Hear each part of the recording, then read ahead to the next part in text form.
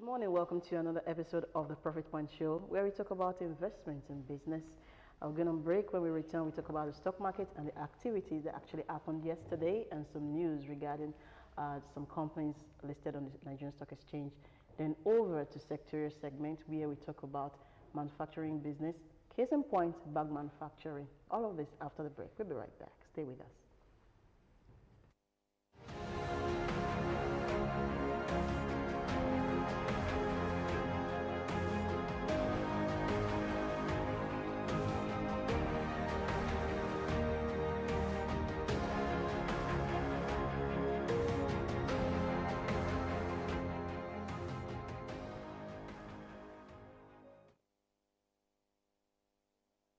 Welcome back. It's still the Profit Point Show, and I have with me in the studio, as usual, Ambrose Omodion. Ambrose, how are you? Very fine.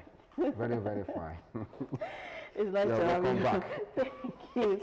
Thank you very much, Ambrose, and thanks for holding these seats down for me. Good. Thank God. Yeah. Okay, so as at close of yesterday, the top 5 gainers at the Nigerian Stock Exchange were FTN Cocoa topping the gainers chart at full 10% up, followed by Ikeja Hotel, then Cornerstone, Linkage Assurance, and Mutual Benefit. And topping the losers chart were Rio Exchange, full 10% down, Japan Gold, University Press, CHI PLC, and eTransact PLC. All of this losers chart. Then for other data for the market as of yesterday, volume was down at the end of the market. Volume was down in Naira value by 4.54%, and by volume it was down by 4.54%, and by value it was also down by 41.21%. Ambrose, what happened in the market yesterday? You guys ran the market down. No, you guys, you're next up. Yeah. No, that. But if you look at the top gainers and losers for yesterday, I'll tell you there's no big name in that. And also, if you look at the market yesterday, it was marginally down. I'll tell you for the last 3 days, market has been bleeding, serious one. And I know investors will be worried, but I'll tell them they should not panic at this point. But market has been hot for a while, so isn't it expected that? No, that's why I say they should not panic. And also, I think people are following us on this program who have said that, when the market was recovering, was in uptrend, and if you break out, 39,000 mark, which he did, and crossed over 500 before pulling back on the, profit taking or sell off in, Airtel, that was on Tuesday.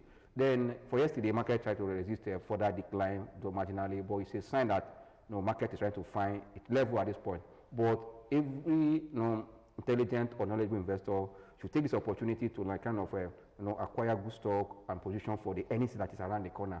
And knowing that March account earnings is, by the way, in the next before the end of the week or next week, we'll see all of them in the market. For me, this is not a time to panic, but be in good stock and watch the market. And also, if you look at the chart pattern, as an analyst in the market, when you're looking at fundamental, look at the technical aspect of it. If you look at fundamental, it says, the economic recovery is weak, which we know. And also, if you look at crude oil price, it's a plus for Nigeria, almost hitting 75. And I'll tell you that this is not a time for government to complain that there's no money, because if your budget, an estimate or benchmark is around $45, you are having oil at $75. For me, it's a plus, but we can't see the difference now because we have not known what has been done and where they are going. Still, government is still borrowing from a land that they just push something to the Senate for supplementary budget to be approved.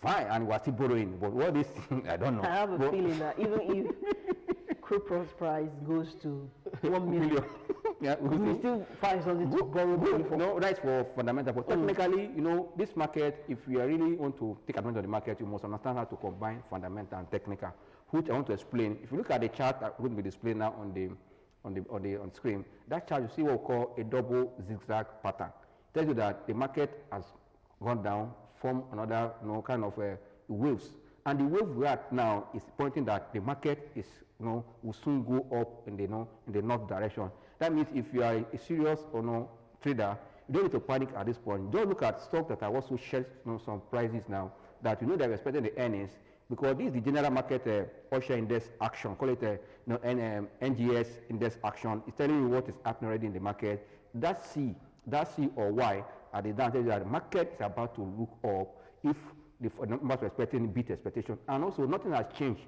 that we saw in first quarter a good number, company producing good numbers. Second quarter, nothing has changed in Nigeria. That trend is still there. That means most of them also that reported good number in Q1 are likely to repeat that trend.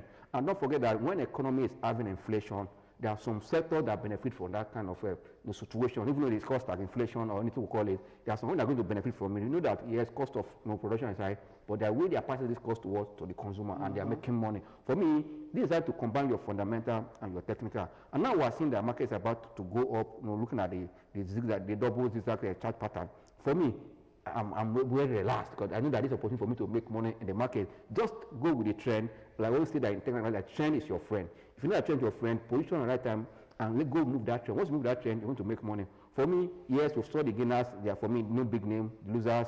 But what the market is doing now, it has shown a double zigzag pattern that support an uptrend. For me, there's no need of panicking. And also another thing that you don't mention, when you see volume declining, like I tell you that volume is the fuel of the market. When you see volume in the market or even in the stock, it tells you what is happening.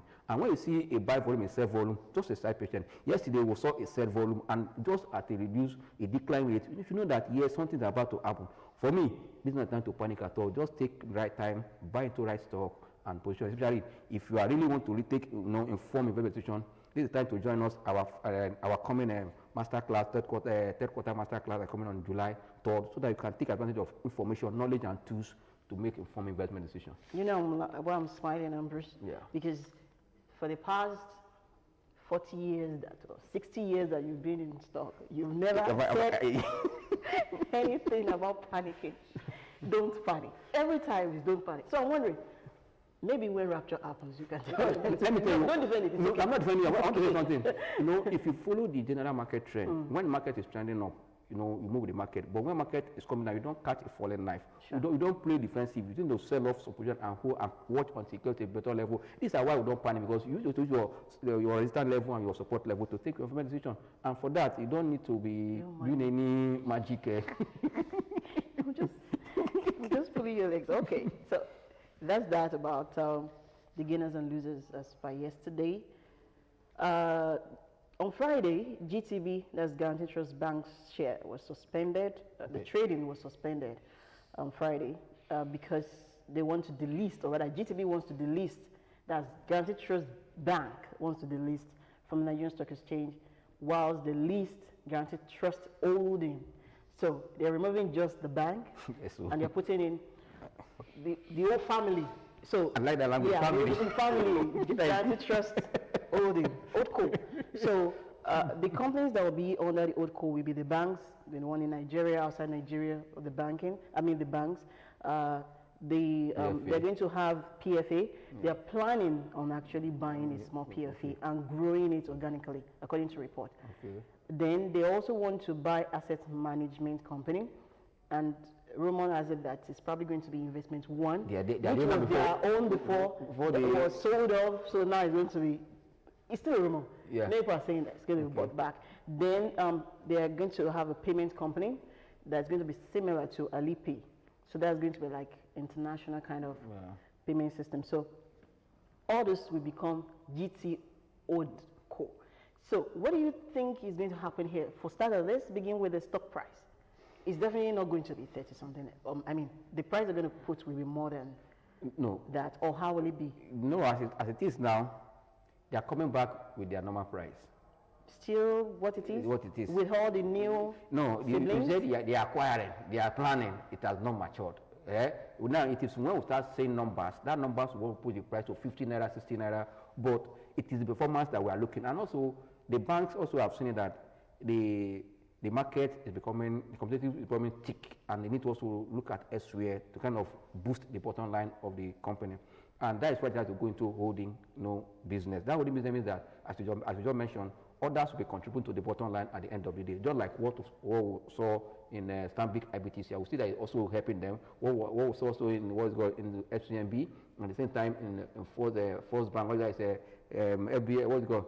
FBN holding. Yeah, But I think as this will go into this direction, it's a plus for them. That means they are thinking ahead that, yes, we'll have the name, the reputation, we'll have the technology. let's find a way of making more money. Like what you just said, if you're able to bring out the fintech aspect of it, the the payment platform that is robust, I will tell you they make good money from it. And that is another way of generating money for the bank. For me, it's a welcome development, but investors should not panic, not seeing the normal darling guarantee on the guarantee trust now. It's coming back as guarantee trust holding, which is good for you because at the end of the day, they are looking at how can we boost our top line and bottom line that we can pay you more dividend. That is trying to create more value for the investor and also the investing public. I mean, the other stakeholder that's involved. For me, it's a welcome development. But like I said, that this kind of a clique that many banks will follow because competition, I've said earlier, is becoming thick in the industry, and they see that branches opportunity for them to make money elsewhere, especially with this new agreement of Africa trade free zone. They want to do other things that they can take advantage of technology, especially GTB that has been in that space for a long time. For me, it's a welcome development, but investor, just relax your mind that your investment in GTB is still there. By latest, before next week runs out, I think they'll come back as a holding company, which is good. For me, it's a good one, but I will tell you that I believe in numbers. Now we're expecting their half-year result to come, latest second week of August. Let's see if they maintain the tradition of paying their dividend, which I know they won't deviate. They won't deviate because it will send a bad signal. Which they did. For me, at 28 naira 90 kobo, it's not a bad buy because after the listing and the numbers start changing, I see the company looking upward, and that will be good for investors. That means you as a design investor, traders, should look at your chart very well and start positioning. Okay. Let me actually, before we go further to the next topic we want to talk about, as Ambrose, an investment analyst. So GTB is growing inwards, like going into, not vertically, horizontally, going into other businesses. If you have to compare that to assets that is swallowing up banks, which one would you, I'm not saying one was, we're just looking at, from your own point of view, which one do you prefer? Yeah, I'll tell you the two for different purposes. Okay, for me, I would prefer the way of access. Okay. You know why I would do so? Your customer base is very important, and the way they are going, nothing stops them also reversing to do the same thing GTB is doing right now. That means they are moving forward in that direction because they've understand the term of merger and acquisition. GTB is going back to what they've done for a long time. That means also there are going to be a lot of, for Access Bank, because they understand merger and acquisition and they are bent in it and they are making headway. For me, I prefer their pattern for now. Of course, you would prefer. If it was Zenith now, you would say it's Zenith because you like, anyway. All right, so the next topic. But for me, GTB has a brand that, for me, investors, especially dividend income investor, traders, really develop GTB. GTB is a bank that we can at any time identify with. If you ever mention one or two banks in Nigeria, GTB is there, then what are we saying? Yeah, and I'm sure the new businesses they want to go into, they are definitely going to start selling to their existing customers. Yes. Who else will they start with? Yeah. Okay, so the next one is been news, rumor, wherever it's not, but it's been out there for like 2 months. In Nigeria, especially in our financial sector, when you start hearing rumor, you have to sit tight. But most times rumor will come to us at facts. That means if you are hearing rumor on thing, check and start acting. Well, if you are waiting until you see that thing, the boss will leave you at the bus stop. You'll be walking. That means as you are hearing the rumor, start adjusting your investment strategies and start taking steps to take advantage of it. Regarding this, Union Bank. How old is Union Bank? I can't remember. No, they are up to 30 years. Yeah, I did my service in Union Bank. I can't remember. No. So they should be up to 30 years. They'll be more than 30 years. Well, what do you mean? I mean, yes, First Bank. First Bank is more than 20-something years. Oh, Lord. Okay. I see. Union Bank. So there's news out there that Atlas Mara Limited is an international company, Pan-African company. They actually own 49.9% stake in Union Bank, and they're planning on selling off. And part of the companies that are actually bidding for that 49.9% is Access and Zenith in Nigeria. Nigeria. In Nigeria. Yeah. We have other banks, equity, Morocco, private equity companies bidding for the 49.9% in Union Bank. So, there is a chance that if Zenith or Access wins this bid, I don't know, 49.9% is not the controlling share, but is a major share. And for a company like Access Bank, they're so hungry. I'm sure if they want to take 1 more percent to crossover, they can easily get it. So there's a probability or a possibility of us seeing all Union Bank branches turn into. If the bank, if it scales true, yeah. If it scales true, and they get 49.9%, and they're able to get 1 more percent to scale. So Union Bank will become Access or Zenith or whichever is taking over. Yeah. So, but let's concentrate on Access and Zenith. Okay. What do you think the impact will be on an Access that is used to swallowing banks? Yeah, they have they are used to. I mean, they swallowed Intercontinental. I don't think there's any bank the Access can't try to swallow. So, yeah. Let me not say can't. They're just, I don't know what, they just wake up and just say, let's just swallow GTB or swallow. And they just go for it. I mean, they're just, I like that. Bold, they're just, they are very ambitious. They are ambitious, yes. Yeah, no. And they always seem to get away with it. So they are used to it, they have a track record of that. The Zenith has been that bank that's just been that bank. Yes, that they have a culture, we have standard, you know, when you see their standards, you know, they tell very well. Yeah. Now they're thinking of Union Bank and Zenith. They just don't look alike. Yeah, I agree with you. You understand what I'm saying? I mean, if you look at the staff, the mode of operation, it's been a long time that I've entered the Union Bank, so I don't know what happens there right now. But then, like these days, I think they are one of the best, technology in the banking sector. I don't know, but for that, you started on the bank, So now, what do you think is going to happen, Zenith versus Access? Actually, I think the industry needs also to kind of consolidate and also strengthen their base and also expand for business. For me, merger and acquisition at this point is a welcome development in the banking sector. It makes our bank become stronger to compete any bank in the world. For me, it's a good one. But as we just said, Access or Zenith Bank, if the thing goes through, each of them become the most valuable bank in terms of asset, in terms of profitability, because you're going to rob a lot of things, if the merger stay true or the acquisition stay true. Fine. But let's start from Access Bank that have been in the business of acquisition and other stuff, and also how investors should look, and take decision at this point. For me, if you want to really make more money as an investor, I think you'll be considering entering the stock of Union Bank now before the merger scales through. Why? Because as we speak now, Union Bank is selling below 6 naira, and their book value is around 9 naira or 9 naira 8 kobo. And if anybody is coming to acquire, it's part of what they use to price to discuss the valuation at that point. Because when you are talking of book value between assets minus liability, the ones that is written that's on the book, that means any add up there might take it around 10 or 12 naira. But that means if that comes to and it's announced, it will move the price of the stock, or people will make quick money and come out. But again, what this will do to Access or Zenith Bank? One, if Access go the way of this, it will be easier for them to take a Union Bank and change it, transform it, because, as you said, they are used to acquiring banks, even both the good and the ugly.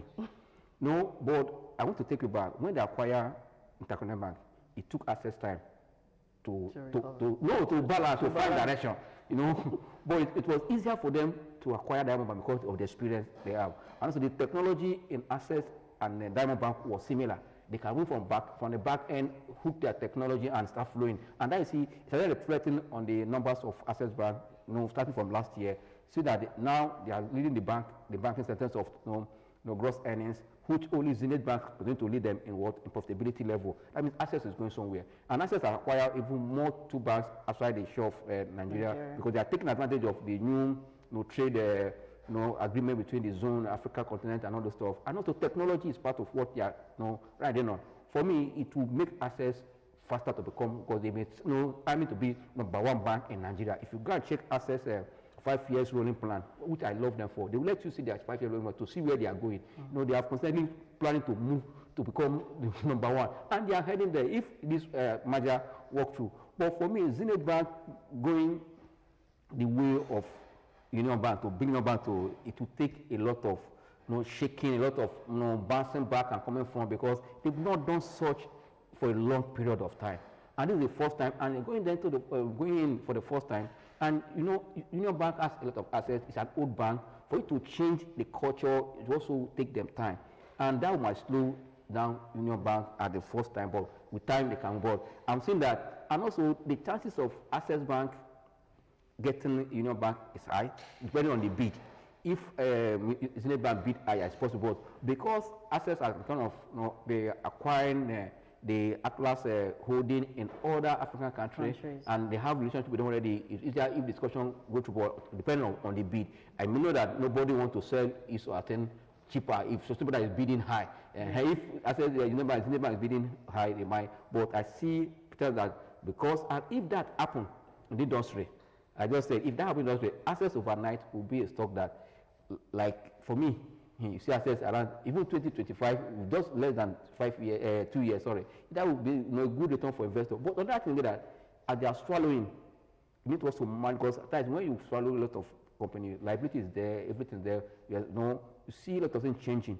That is why we want to give them for like another 2 years. That's why I see how they're going to fare in the next 2 years. That will determine them. But for me, if you're a design investor, you should look the way of Access and Zenith Bank also at this point, because they are going. And don't forget that the oil price rallying at this point is a plus for all the banks in Nigeria, because most of the banks before now have made provision for bad loans. Now that oil is above $70, I'll tell you, something will be kind of dropping back to this bank. It will come in form of profit. And also don't forget that when the economy is recovering anywhere in the world, banks benefit more from economic recovery, because all the bad loans here and there also start become active, start paying back. And don't forget that in Nigeria, between January and now, we have seen kind of a policy change in terms of CBN policies, in terms of they brought TB rate as low as getting to 1.5, 1.9. The same that was last year December. So then starting January, it moved from gradually from a 1.9, 1.5 to almost 9.7 before coming down to 9.65 is now. You see that margin, and you know that in the financial world, the banks have the money to do more of a treasury business because they have the fund. And before now, during the COVID, we also that the bank's interest income was dwindling. Now they have seen where they can make money from about 1 point something to 9 point something. For me, it also helps them to boost their life. For me, if you are an investor, don't forget also that banking sector is the most consistent sector in dividend payment, and they are well regulated. Any foreign investor that want to pay will look at the banking sector of any economy, because why? They are regulated, and now in our own, we are seeing that most of them are undervalued in terms of and their performance at full year 2020 and Q1 is an insight of where they are going. For me, despite the missed numbers in the banking sector, this is the time for design investor and traders should look the way of that sector and take advantage of information that we are sharing and the numbers they are seeing to position ahead of their Q2, which are those that are into that have the policy of paying interim dividend, and also their number will support a stronger payout at the end of the year, because the second quarter or half year result will give you insight to where they are going. And that is why personally I don't play with any quarter when I'm doing my analysis, because it tell you where the company is going. And now that we are coming out with another alternative data to analyze companies, for me, you know what will happen before the number comes to me. Therefore, you have to act fast before they release the number to the market. Thank you, Ambrose. Okay. I'm not happy that Union Bank is being taken over.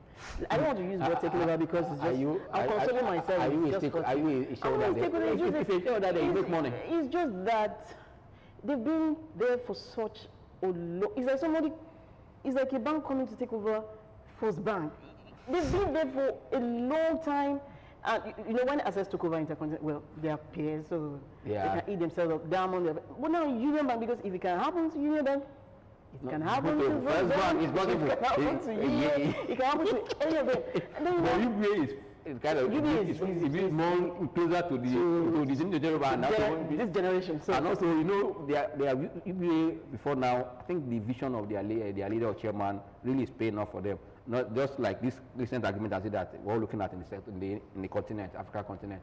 They move to almost I speak now have about 26 African countries where they are present and operating, and that is contributing about 39 to 40% to the bottom line of UBA. And this money won't come in naira because they are not operating here. They come in dollar, and that will be a plus for me for UBA. And that is why Access is looking at we must have branches here, because if you are in Africa, you have account in UBA, you are doing business in Togo, in Ghana, you don't open another account. Of course. It will run like that. For that, you are not taking money from UBA to Zenith Bank. That means, and that's why every bank will iron less out branches so that with this, for me, it's a second development. What I took from here is that I don't know if I'm just putting myself, if I were Union Bank, Okay. I don't want to be acquired by Access Bank and Zenith Zenith Bank because they are competitors. Okay. And you've been there for such a long time. It makes me feel like, did we fail? Do you understand? I'm just going to, from a point of view, being there for such a long time, before maybe the current MD of these banks were even born, and here they have swallowing. Some of them have worked with you. Yeah, so maybe like, and I'm like, okay, many people go into businesses. That's Okay. the point I want to bring up. Many people go into businesses, and at the point of wanting shareholders or wanting partners, Yeah. they just want the money. There is no foresight of what can happen if this partner checks out. Yeah. Do I want to have an agreement where if you want to go and I'm not taking it over, you can't sell to my local competitor? Yeah. Do you understand? Because Yeah. I really would prefer a foreign No, to take investor. them over and yeah. still look at Union Bank like, oh, is Union Bank without Access, Zenith, big Okay, part of it. you just say you have made just a valid point here. If Access or Zenith Bank acquire that stake 49 and they shake their body like this and get another 3 from any other They person, they have controlling. They can the change next the day name. they say they are changing the name to Zenith Bank or Access Bank. It's as simple as that. And any of them that skate through this thing, that will be a key. Huge A plus. key. I mean, First Bank will just start scratching their head. These boys are doing First Bank by now, I think they should be looking inward seriously and doing a lot of consultation how to move forward, because I'm not seeing innovation in that bank enough, and they need to make some consultation and see what, because they have a lot of advantage to their side. They are not taking. No, they are not taking advantage of it. For me, for example, now looking at the network of First Bank, nowhere in Nigeria that you enter, you don't see First Bank. How is it playing off in their number? We are not seeing. But for me, like this oil price being up, it's a good plus for First Bank, because First Bank is highly exposed to oil sector.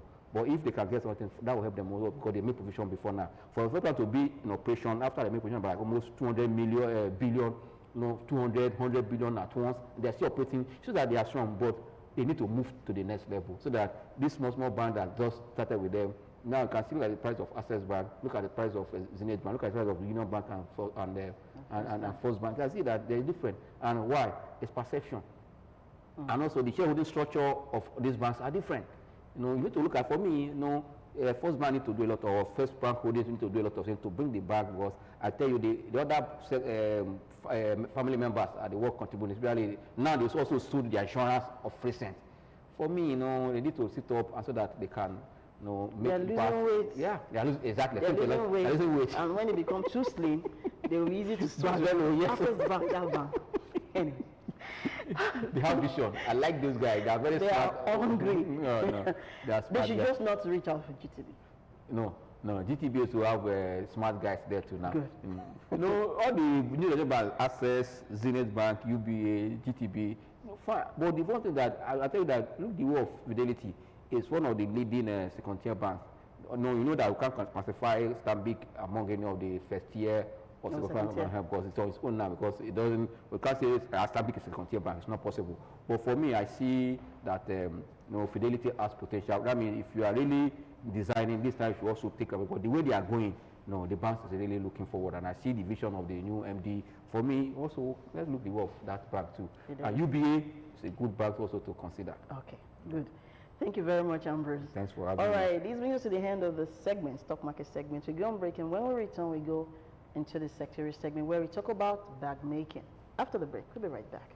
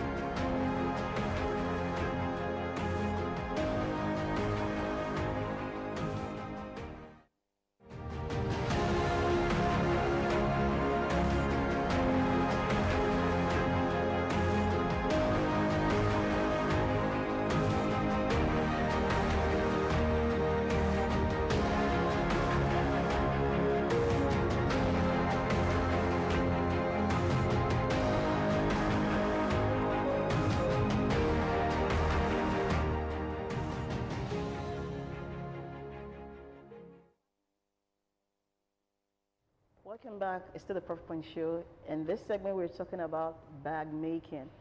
And I have in the studio Mrs. Mercy Adegun, a bag maker. Good morning, madam. Good morning. Thanks for coming on board. You're welcome. All right. So let's start. Let's find out how long you've been in this business. Well, I've been in this business for 7 years now. 7 years. Okay. 7 years. Okay. Still growing. Yeah. Still growing. Okay. So what kind of bags do you do? All kinds of bag, ranging from school bag, lunch bag, laptop bag, female and male fashion bags, fabric bags, the kind we call these Kampala or Okay. Ankara kind of bags, like Wow. that. That's interesting. Okay, so why did you go into bag making of all the businesses? Well, my crave for fashion led me into bag You making. could have done shoes. Yes, I would have Clothes? done shoes. I would have done maybe of clothes. But initially, I was into clothes. Okay. Something led me into bag making. I hope. Okay, what was that? You want to Yeah, share? yeah, I want to Okay. share. Okay. Then I was into cloth making, and something came up in the school of my parents. We needed to this end of the year party, Okay. so we needed the souvenir we need to give to the graduating students. So I was invited as part of the planning committee. So I was like, what are we going to give to these children this year? So unlike the normal plastic and all others that they give to them. So we're like, I brought out the idea that why not give the students what is necessary, what is needed to them? Something like a school bag, like a uniform or textbook. So one of them was a textbook. We might not be able to give them all the textbook. Why not bag? Why not a school bag? A school bag is better. Uniform, someone can want to use a uniform for 2-3 years before changing. Why not a school bag? And I was like, a school bag, that's good. And the proprietress then was like, since you're into fashion, why not go and make inquiry about the bag? And so that was how I went into bag making. So I went around, looked for a very good person, a professional that is good in the bag making, and I found one. But fortunately, she was the only one and one other apprentice making the bag. And we have 3 weeks to get the job done. And so I gave her the contract and I was like, how are you going to meet up? I want to see the time frame to the time of production. Fortunately, a week after I went there to check how progressive the work was going.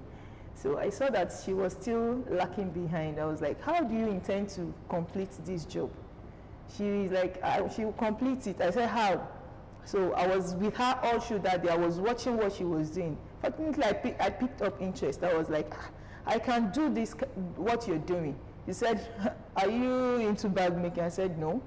So how do you intend to do? I said, I can operate the machine. I sew cloth, but I'm beginning to develop interest in what you're doing. And the creativity is there already. The sense of fashion is there already. So I was like, she said, okay. She just threw it at me that, okay, sew this. That was how I mounted at the machine, I sew. I started sewing. She was like, wow. So you can really do this. I said, I've not done one before, but the interest is there. And that was how I helped her all through the day. So she now gave me another task that I should go home. Since I have a machine at home, I should go home and go and do it. And funny enough, both of us and the other apprentice, we completed 100 pieces of bag within that 2 weeks remaining. Wow. And so within that week, I was like, this is what I can do. I'm beginning to, the sense of design, the sense of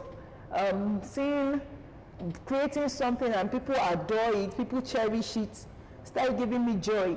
And I went in for the proper training. I got myself trained, and that was how I started making bags. That's interesting. And each time I make bag, I even make bag even better than her, because each time I want to make a bag, the sense of I want to make something that is not far away from the ready-made bag that so that sense of make the best is always in my brain.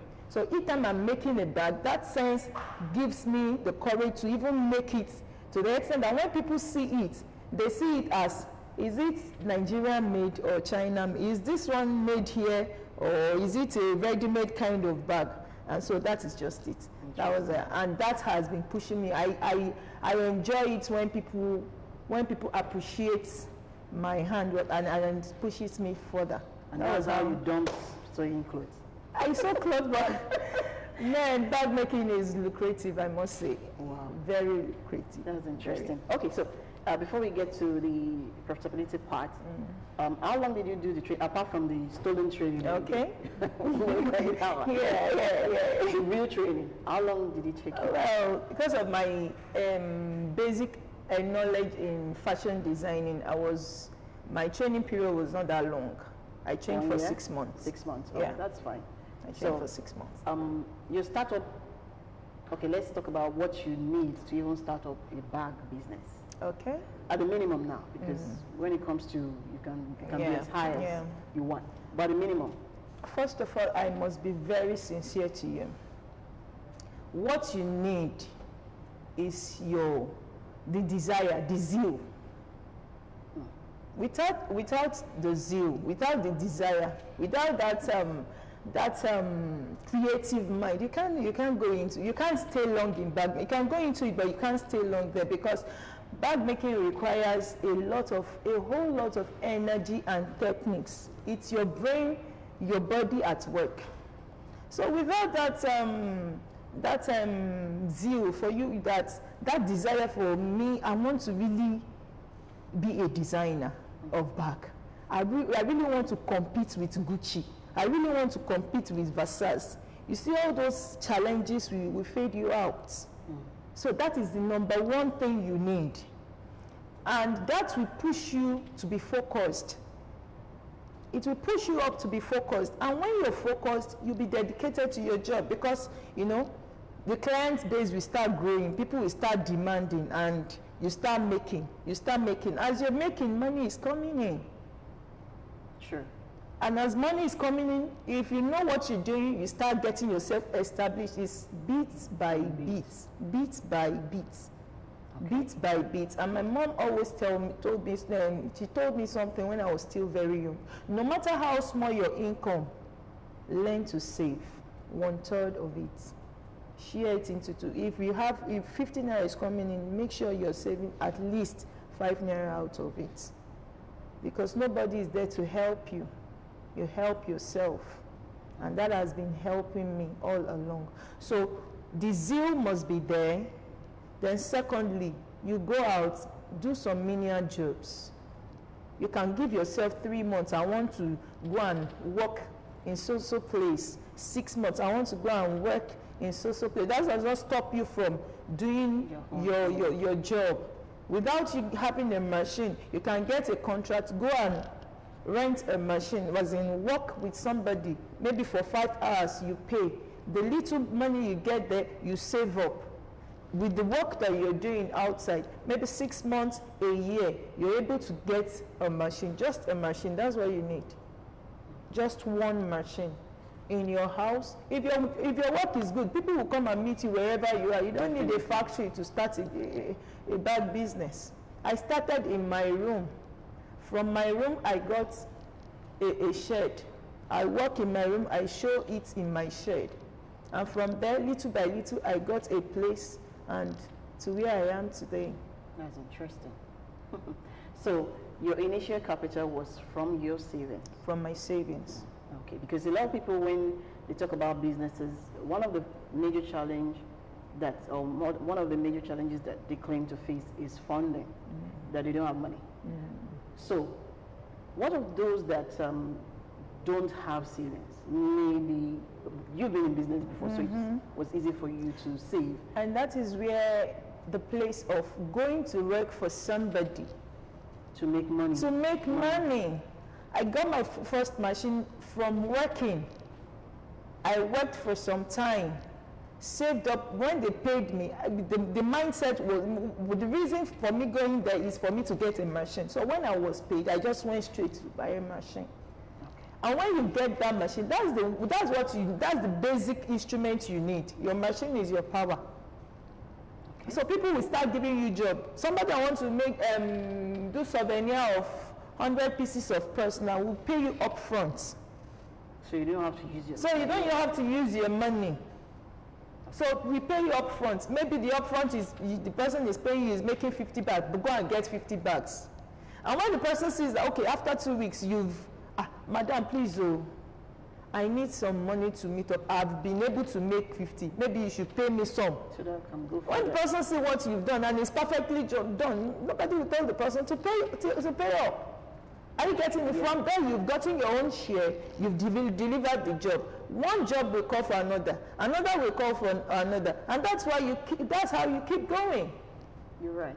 You're right. So you don't wait for uncle, auntie, mommy, daddy to establish you in bag business. You establish yourself. Your mindset establishes you, and the mindset is be the best in whatever you're doing. You're right. I'm a brand. I'm not just making bag.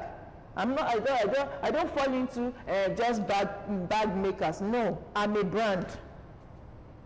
I'm a brand on my own. So my target is one day in Nigeria, the way they celebrate Gucci, Versace all over the world, they will celebrate me too.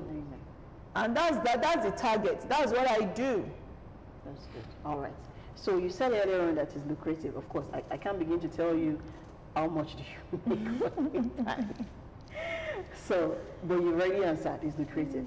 So let's go about and talk about the challenges. Okay. Because every business, no matter how beautiful and profitable it is, there will always be challenges. So the challenges is tight. And that's why I said, before I accept any apprentice, I ask, do you have a zeal? Do you really want to make bag, or they say, hey, bag, let me go and join, just go there and just before your WAEC result comes out, just be going there. You end up not doing it because of the challenges. The challenges is the number one challenge in bag making is manpower. The challenge of demand and supply. With time, if you're good in what you're doing, the demand will be very high. The challenge is how to meet up. That's the supply. And that's where the issue of manpower comes in. Because you need more hands. They hire the manpower, they hire the products you make, and the more you meet up demand, and that is how the money comes to you. So this generation is a generation of, I don't want to work, I want to eat. They don't want to learn. They don't have the patience to undergo any training, yet they want to be at the top. So you find out that most of the time we don't have much people coming for training. We don't have apprentices. So, and even if you say you want to employ, as they are coming, their main target is how to come and steal from you. They will steal your material, they will steal your customers. And so, when you have that kind of child, you'll be left with few people working with you. And that's limited, of course. And it's limited. Because your clients doesn't want to hear grammar of, come back tomorrow, come back next tomorrow. They want to come, see what they want to, pay their money, buy and go. So how have you been able to tackle this challenge? Because you've been there for 7 years? Yes. So, or if you're still having the challenge, how do you think of, obviously you can't go on like that if you want to expand? Yes, personally, this is how I tackle my challenge. I kind of create a free kind of training program. Okay. A free kind of training program whereby the materials will be gotten from me.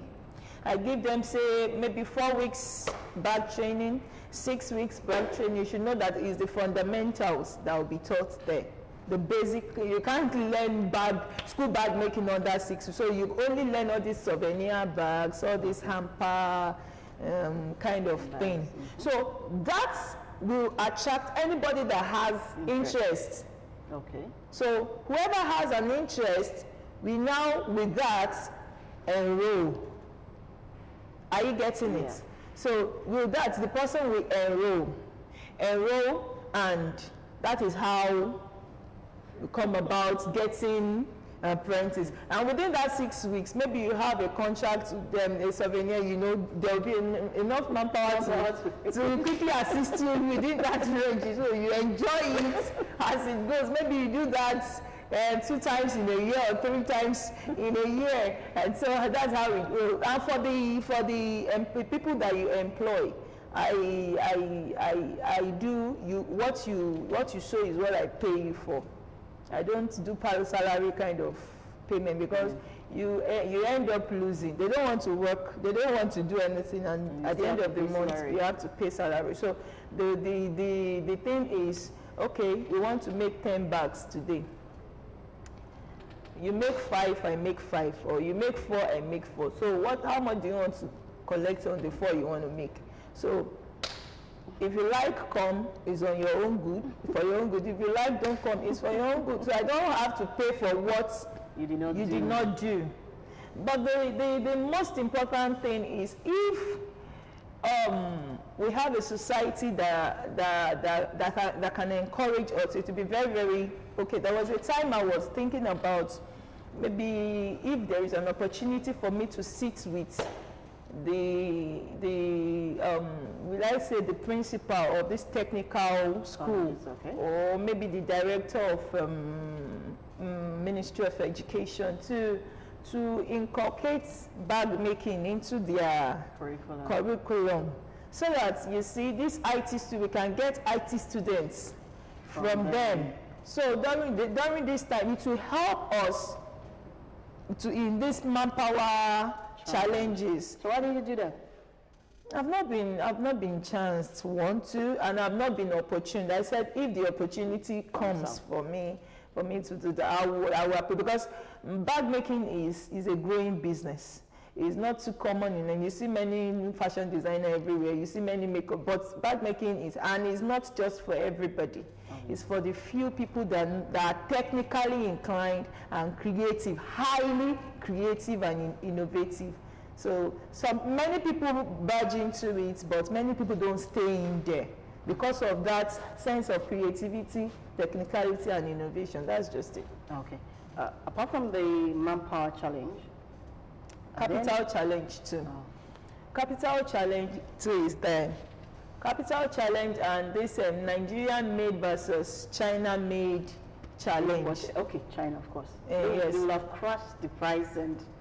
Okay, go on. I won't say ready-made, because we call it ready-made and ready-made and handmade. But I want to package it well, say Nigerian-made and China-made. You should know what I mean by that.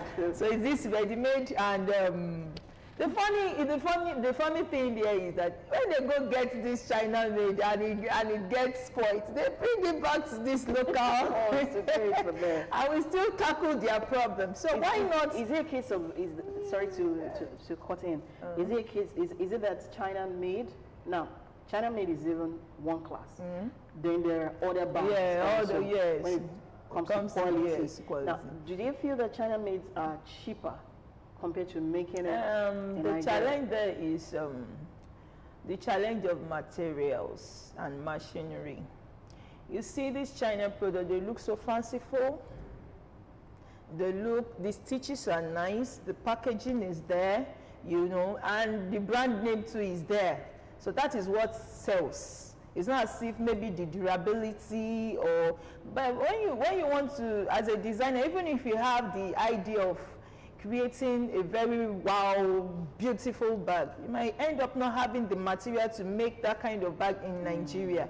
So that is the challenge we're having. And even if you now get them, take for instance all this character kind of molded, it's not the flat or the molded character kind of bag. You don't get it, even if you want to make it, you don't get the material here. All this trolley kind of school bag, we don't get the material here. And even if you want to get the material, is more expensive. So by the time you end up collecting and you make it, you find out that it's expensive than the China bag. And people don't want to even look at whether their own will be durable or more durable than that or not. Their own is they've seen bag, they want to use it. It's cheap and they want to buy.